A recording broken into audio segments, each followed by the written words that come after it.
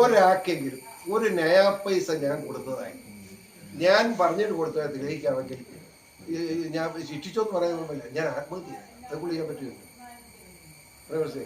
ഒരാൾക്കെങ്കിലും ഞാൻ രൂപ കൊടുക്കുകയോ ഞാൻ പറഞ്ഞിട്ട് കൊടുത്തതായിട്ട് തെളിവ് തരാമെങ്കിൽ ആത്മഹത്യ ഞാൻ ചെയ്തിട്ടില്ല. കാരണം അതിനൊന്നും സമയമില്ല. നമ്മൾ വോട്ടുകളുടെ നോട്ട് പിടിക്കുകയാണ്.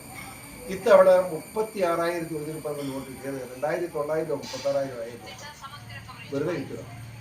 അത് പല കാര്യങ്ങളൊക്കെ. പിന്നെ ഞാൻ നിങ്ങളുടെ പച്ചക്കാണ്, ഞാൻ BJP ചേർന്ന് വെറുതെ ചേർന്നതല്ല. ഞാൻ പച്ചക്കാണെന്ന് പറയുക. എന്റെ ജീവൻ രക്ഷിക്കാൻ വന്ന RSSഉം BJPയുടെ പ്രവർത്തകരുമാണ്. എന്നെ ഇവിടെ മുസ്ലിം തീവ്രവാദികൾ, ഞാൻ മുസ്ലിം എന്ന വാക്ക് ഉപയോഗിക്കാൻ ശ്രമിക്കണം. മുസ്ലിങ്ങളിൽ തീവ്രവാദി എല്ലാ മതത്തിലുണ്ട് തീവ്രവാദി. ക്രിസ്ത്യാനികളുണ്ട്, ഹിന്ദുക്കളുണ്ട്, മുസ്ലിമുകളുണ്ട്.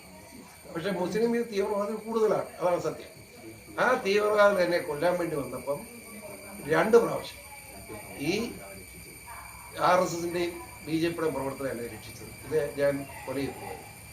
അപ്പോൾ ആ എന്നെ സംരക്ഷിച്ചു തന്നുള്ള സ്നേഹം കൊണ്ടാണ് ഞാൻ BJP ചേർന്നത്.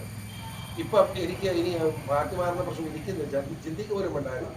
എനിക്ക് ഒരു തന്തയുള്ളൂ, അത് ബഹുമാനപ്പെട്ട നരേന്ദ്രമോദിജി തന്നെയാണ് മാറുന്ന പ്രശ്നം. ഇതാ സത്യം.